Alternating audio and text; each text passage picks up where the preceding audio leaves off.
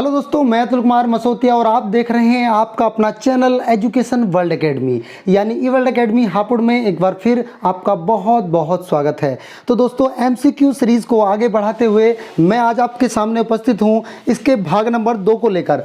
और आज हम भाग नंबर 2 में डिस्कस करने वाले हैं भारत की अवस्थिति एवं विस्तार से संबंधित कुछ क्वेश्चन आंसर। और हम जिन क्वेश्चन आंसर की आज बात करने वाले हैं वो क्वेश्चन आंसर कहीं ना कहीं SSC, UP triple SC, UP PCS, UPSC, UP TET और सी टेट आदि एग्जाम्स में पूछे हुए हैं।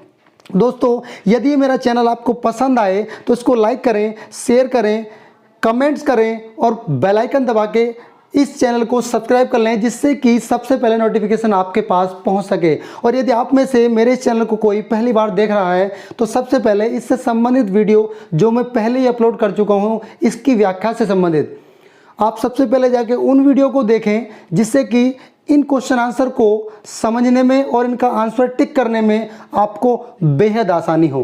तो समय को बर्बाद न करते हुए स्टार्ट करते हैं आज के इस सेशन को। सबसे पहला क्वेश्चन आपकी स्क्रीन पर ये रहा। क्वेश्चन सबसे पहला आपके सामने है और क्वेश्चन पूछ रहा है कि प्राचीनतम भूखंड की दृष्टि से भारत किस भूखंड का हिस्सा रहा है। प्राचीनतम भूखंड की दृष्टि से भारत किस भूखंड का हिस्सा रहा है। ऑप्शन आपके सामने हैं अंगारा लैंड, गोंडवाना लैंड, पेंजिया या उपरोक्त सभी। तो फटाफट इसका आंसर दीजिएगा। इसका कौन सा आंसर है? मैंने पहले इसके बारे में बताया, जो लोग मेरी वीडियो पहले देख चुके हैं वो उसका आंसर दे देंगे। यदि आप पहली बार वीडियो देख रहे हैं तो मैं इसका आंसर बता रहा हूं। इसका आंसर है आपका गोंडवाना लैंड। सेकंड ऑप्शन इसका राइट आंसर है। आइए नए क्वेश्चन की तरफ रुख करते हैं। Next question. तो दूसरा क्वेश्चन आपकी स्क्रीन पर यह रहा, जिसमें लिखा है प्राचीन भारतीय भौगोलिक मान्यता के अनुसार भारतवर्ष किस द्वीप का अंग था, यानी किस द्वीप का हिस्सा रहा है भारत, किस आधार पर? भौगोलिक मान्यता के आधार पर। ऑप्शन आपके सामने हैं पुष्कर द्वीप, जम्मू द्वीप, कांच द्वीप या कुश द्वीप। तो दोस्तों, आपकी जानकारी के लिए बता दूं कि बोधकालीन समय में भारत को जम्बू द्वीप के नाम से पुकारा जाता था, इसलिए इसका आंसर क्या हो जाएगा? जम्मू द्वीप। ठीक है, आइए नेक्स्ट क्वेश्चन की तरफ रुख करते हैं। नेक्स्ट क्वेश्चन आपकी स्क्रीन पर ये रहा। और क्वेश्चन नंबर 3 ये पूछ रहा है कि भारत ग्लोब पर किस दिशा में अवस्थित है। भारत किस दिशा में अवस्थित है ग्लोब के आधार पर। ऑप्शन आपके सामने ये रहे उत्तर दिशा, दक्षिणी दिशा, उत्तर पूर्व या दक्षिण पूर्व। देखिए, ग्लोब पर पूछा है, ना कि गोलार्ध पूछे हैं। बहुत से यहाँ कर लेंगे उत्तरी या दक्षिणी बता देंगे, लेकिन ऐसा नहीं। इसका आंसर होगा आपका उत्तरी पूर्व। क्या आंसर होगा इसका? उत्तरी पूर्व, क्योंकि मैं आपको बता चुका हूँ कि पृथ्वी है। भारत कहाँ बसा हुआ है? तो भारत यहाँ पर बसा हुआ है, यानी भारत कहाँ है? ये उत्तर है आपका और ये पूरब है। ठीक, तो कहाँ होगा? उत्तरी पूर्व दिशा में। ठीक है दोस्तों, नेक्स्ट क्वेश्चन की तरफ रुख करते हैं। नेक्स्ट क्वेश्चन आपकी स्क्रीन पर ये रहा। भारत का अक्षांशीय विस्तार है, या कह सकते हैं भारत का अक्षांशीय विस्तार कितना है। ऑप्शन आपके सामने है 8 डिग्री 4 मिनट उत्तरी अक्षांश से लेकर 37 डिग्री 6 मिनट उत्तरी अक्षांश में। नेक्स्ट 4 डिग्री 8 मिनट उत्तरी अक्षांश से लेकर 37 डिग्री 6 मिनट उत्तरी अक्षांश। Option C 8 degree 4 minute. और ऑप्शन 4 तो हो ही नहीं सकता, इसमें ऑप्शन 4 है। लेकिन राइट आंसर क्या दोस्तों? राइट आंसर हमारे सामने इसका ये होगा, पहला ही ऑप्शन इसका सही आंसर होगा, क्योंकि मैंने बताया था कि भारत का अक्षांशीय विस्तार जो है, मुख्य भूमि का जो अक्षांशीय विस्तार देखा जाता है कन्याकुमारी से, तो वो है 8 डिग्री 4 मिनट सर। अगर इसमें पूछ लेता सुदूर दक्षिणतम बिंदु से, तो वो ग्रेट निकोबार में पड़ता है, जो पड़ता है 6 डिग्री 4 मिनट पर। ऐसा पूछा नहीं है, इसलिए आंसर इसमें हमारा यही होगा और वो ऑप्शन में है भी नहीं। आइए रुक करते हैं अगले क्वेश्चन की ओर। नेक्स्ट क्वेश्चन आपकी स्क्रीन पर ये रहा। क्वेश्चन नंबर 5 पूछ रहा है भारत की भूमि का दक्षिणी सुदूर बिंदु है। ध्यान दीजिएगा दोस्तों, अभी मैं लास्ट क्वेश्चन में इस बात को डिस्कस चुका हूं और नेक्स्ट क्वेश्चन आपकी स्क्रीन पर यह आ चुका कि भारत की भूमि का दक्षिणी सुदूर बिंदु, मतलब दक्षिण का सबसे दूर बिंदु कौन सा है। तो मैंने बताया अभी आपको, सबसे दूर बिंदु जो है वो 6 डिग्री 4 मिनट उत्तरी अक्षांश पर पड़ता है। तो वो कितना है? ये वाला ऑप्शन नंबर ए सही आपका हो जाता है। नेक्स्ट क्वेश्चन आपकी स्क्रीन पर ये रहा। भारत की मुख्य भूमि का दक्षिणी बिंदु है। पूछ रहे हैं कि भारत की मुख्य भूमि का दक्षिणी बिंदु है। अब दोस्तों मुख्य भूमि का पूछा है, ना कि सुदूर बिंदु पूछा है। अगर मुख्य भूमि का पूछा है तो 8 डिग्री 4 मिनट, जो कि मैं पहले बता चुका हूं, ये रहा 8 डिग्री 4 मिनट उत्तरी अक्षांश। नेक्स्ट क्वेश्चन आपकी स्क्रीन पर ये रहा, भारतीय मानक समय आधारित है। भारतीय मानक समय आधारित है या भारतीय मानक समय रेखा कहाँ से गुजरती है, इस तरीके से करके भी क्वेश्चन आपसे पूछा जा सकता है। 80 डिग्री पूर्वी देशांतर पर, 80 डिग्री पश्चिमी देशांतर पर, 82.5 डिग्री पूर्वी देशांतर पर या 82.5 डिग्री पश्चिमी देशांतर पर। तो दोस्तों इसका राइट आंसर हो जाएगा आपका 82.5 डिग्री पूर्वी देशांतर, यानी ऑप्शन नंबर सी इसका राइट आंसर हो जाएगा। यदि आप में से, फिर भी मैं कह रहा हूँ, यदि आप में से कोई भी मेरी वीडियो को पहली बार देख रहा है तो कृपया सबसे पहले जाकर इससे संबंधित जो वीडियो मैंने पहले अपलोड की हुई है उनको देखें, तो ये क्वेश्चन आपके लिए बहुत ही आसान लगेंगे। तो कोई नहीं, समय को बर्बाद नहीं करते, स्टार्ट करते हैं नेक्स्ट क्वेश्चन। नेक्स्ट क्वेश्चन पर ये रहा, भारत का प्रमाणिक समय उस स्थान का स्थानीय समय है जो स्थित है। क्वेश्चन को ध्यान से पढ़िएगा कि भारत का प्रमाणिक समय उस स्थान का स्थानीय समय है जो स्थित है। कहाँ पर? दिल्ली के समीप, कोलकाता के समीप, इलाहाबाद के समीप या भोपाल के समीप। तो दोस्तों इसमें आपका ऑप्शन बताइए कौन सा ठीक होगा। फटाफट इसका आंसर दीजिएगा कमेंट्स बॉक्स में लिखकर कि आपने कितने क्वेश्चन इसमें सही करे हैं, कमेंट्स बॉक्स में लिख के बताइएगा। तो दोस्तों मैं आपको बता चुका हूं पहले, जब ग्लोब पर भारत की अवस्थिति बता रहा था और भारत के विस्तार से संबंधित बातें मैंने की थी कि इलाहाबाद के नैनी जगह बताई थी मैंने, जहां से भारत का मानक समय लिया जाता है। तो ये इलाहाबाद के समीप ही लिया जाएगा दोस्तों। तो option number C is the right answer. Next question आपकी स्क्रीन पर ये रहा, भारतीय मानक समय और ग्रीनविच समय में कितने का अंतर पाया जाता है। कितने का मतलब यहाँ थोड़ा सा मिस हो गया, कितने समय का अंतर पाया जाता है। तो भारतीय मानक समय और अंतर्राष्ट्रीय मानक समय में 5.5 घंटे का अंतर पाया जाता है दोस्तों। Option number C right answer ये रहा, 5 घंटे 30 मिनट का अंतर पाया जाता है। नेक्स्ट क्वेश्चन आपकी स्क्रीन पर ये रहा, भारत का दक्षिणी बिंदु भूमध्य रेखा से दूरी कितनी है। यानी भारत का जो दक्षिणी बिंदु है वो भूमध्य रेखा, अभी आप देखिएगा ये किस तरीके से पूछा हुआ है। भूमध्य रेखा जो भूमि के बिल्कुल मध्य है और भारत का ये ऐसे, तो ये पूछ रहा है ये भारत का जो दक्षिणी बिंदु है इसकी और इसकी दूरी कितनी है। तो दूरी दोस्तों ये है 876 किलोमीटर। तो option number C is the right answer. Next question आपकी स्क्रीन पर ये रहा, भारत कौन से गोलार्ध में स्थित है। अब गोलार्ध में पूछा है, ना कि दिशा पूछी है, गोलार्ध पूछा है दोस्तों। तो ऑप्शन आपके सामने है दक्षिणी गोलार्ध, उत्तरी गोलार्ध, पूर्वी गोलार्ध या पश्चिमी गोलार्ध। तो दोस्तों इसका जो राइट आंसर होगा वो होगा उत्तरी गोलार्ध, क्योंकि मैं पहले बता चुका हूँ ये ग्लोब है और भारत कहाँ बसा हुआ है, उत्तरी गोलार्ध में। ठीक है, आइए चलते हैं नेक्स्ट क्वेश्चन की ओर। स्थल का वह भाग जो 3 तरफ से घिरा हो, 3 तरफ से जल से घिरा हो, क्या कहलाता है। यानी स्थल खंड का वह भाग जो 3 ओर से पानी से घिरा होता है उसको क्या कहते हैं दोस्तों। तो उसको कहते हैं प्रायद्वीप। तो द्वीप का मतलब एक ऐसा स्थान जिसके चारों ओर पानी हो। अब प्राय मतलब ज़्यादातर, जिसके ज़्यादातर ओर यानी मोस्टली जिसकी जो बाउंड्री है वो ज़्यादातर पानी से घिरी हो, तो वो क्या कहलाएगा, प्रायद्वीप। ठीक है, भारत भी एक प्रायद्वीप है क्योंकि 3 ओर से वो पानी से घिरा है। ठीक है, आगे क्वेश्चन आपकी स्क्रीन पर ये रहा, भारत के लगभग मध्य में से होकर गुजरने वाली अक्षांश रेखा कौन सी है। भारत के लगभग मध्य से होकर गुजरने वाली अक्षांश रेखा कौन सी है। तो दोस्तों फटाफट आंसर दीजिएगा कौन सी है। ऑप्शन आपके सामने है मकर रेखा, विषुवत रेखा, कर्क रेखा या इनमें से कोई नहीं।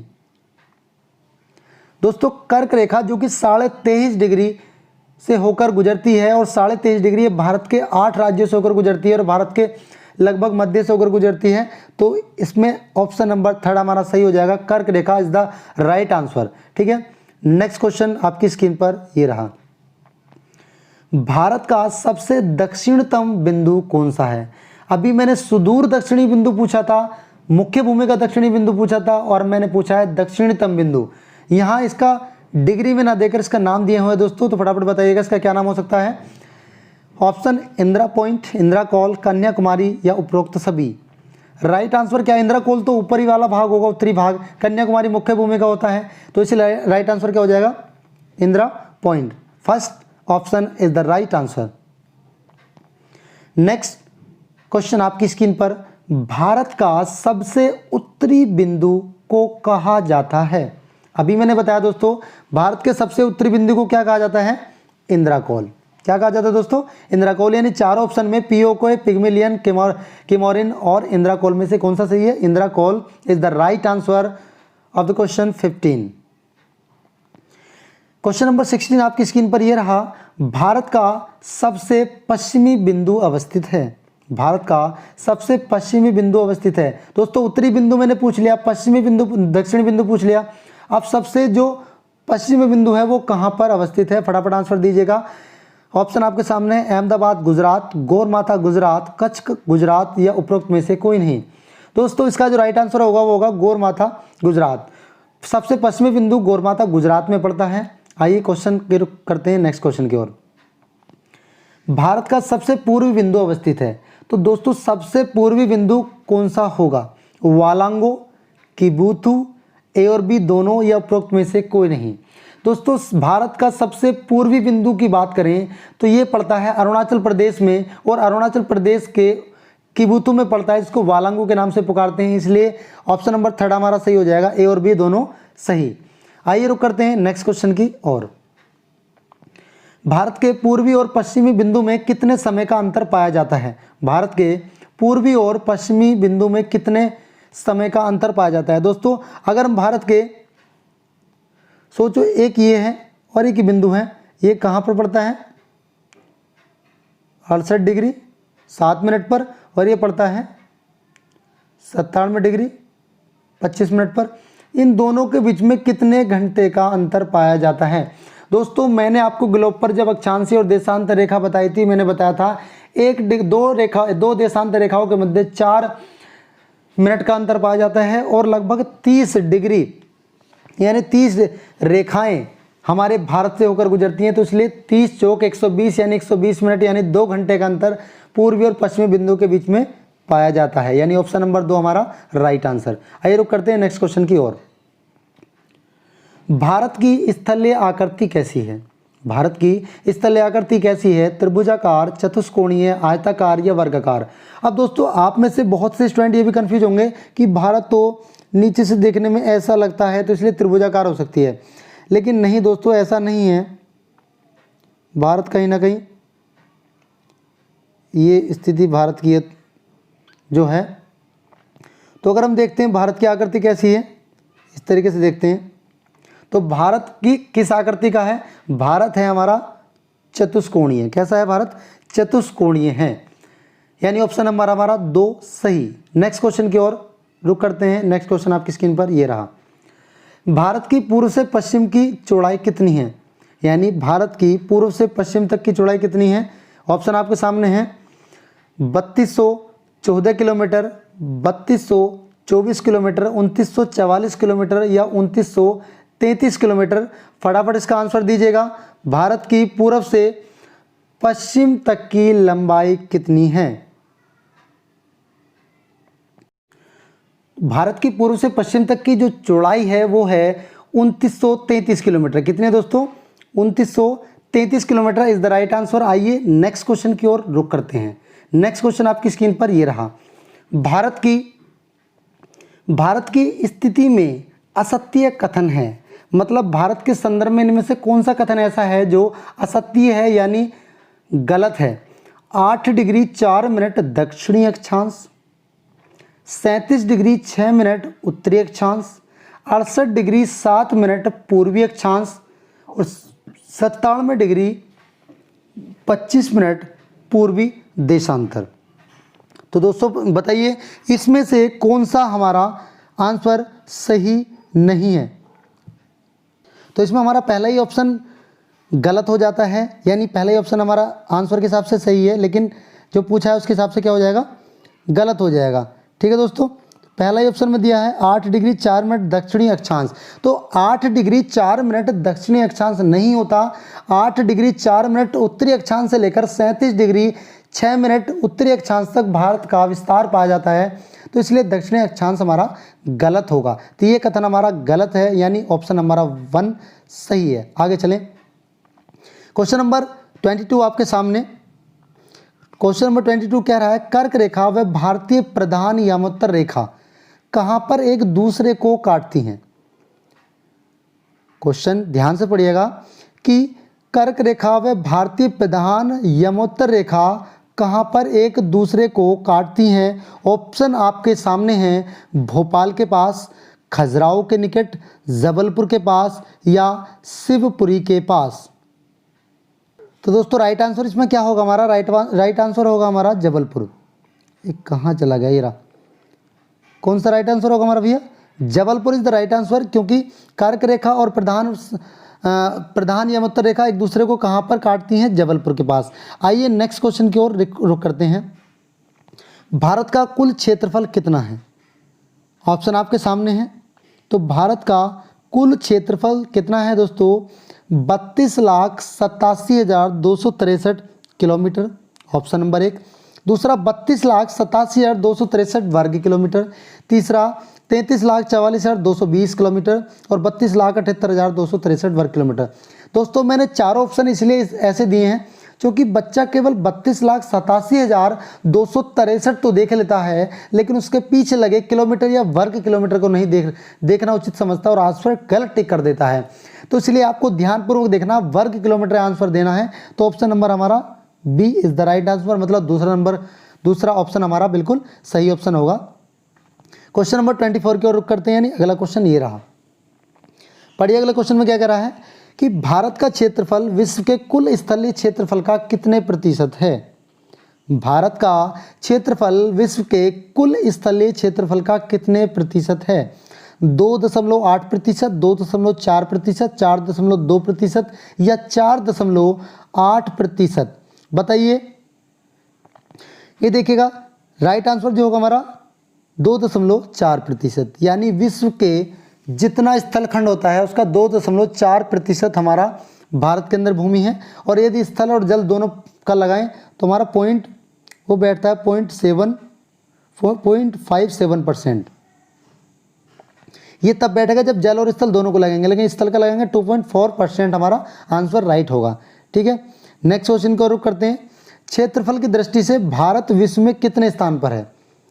क्षेत्रफल की दृष्टि से भारत विश्व में कितने स्थान पर है। तो इसका जो राइट आंसर होगा वो होगा आपका 7वें स्थान पर। कितने स्थान पर दोस्तों, 7वें स्थान पर, यानी हमारे भारत से बड़े केवल 6 देश हैं। और इसकी मैंने शॉर्ट ट्रिक भी आपको बताई हुई है, यदि नहीं बताई तो मैं आगे नेक्स्ट वीडियो में आपको बता दूंगा। रूस कर चीन अमेरिकर झील आई। रूस कर मतलब कनाडा, उसकर चीन मतलब चाइना, रूस कर चीन, अमेरिका झील मतलब ब्राज़ील और आ मतलब ऑस्ट्रेलिया, आई मतलब इंडिया। तो 7वें नंबर पे आएगा, उससे पहले हमारे 6 कंट्री हो जाएंगे। ठीक है दोस्तों, आई होप कि आपको ये सेशन हमारा पसंद आया होगा और इसमें क्वेश्चन जो मैंने शामिल किए हैं वो आपको पसंद आए होंगे। और यदि ये पसंद आते हैं तो मेरी आपसे गुजारिश है कि मेरे इस चैनल को अगर आपको पसंद आता है तो आप इसको लाइक कर दीजिएगा, चैनल को सब्सक्राइब कर लीजिएगा और कमेंट बॉक्स में करके बताएं कि सर हमारे इतने क्वेश्चंस के आंसर बिल्कुल सही हुए। नेक्स्ट वीडियो में मिलेंगे हंसते मुस्कुराते, तब तक के लिए take care, bye bye, thanks.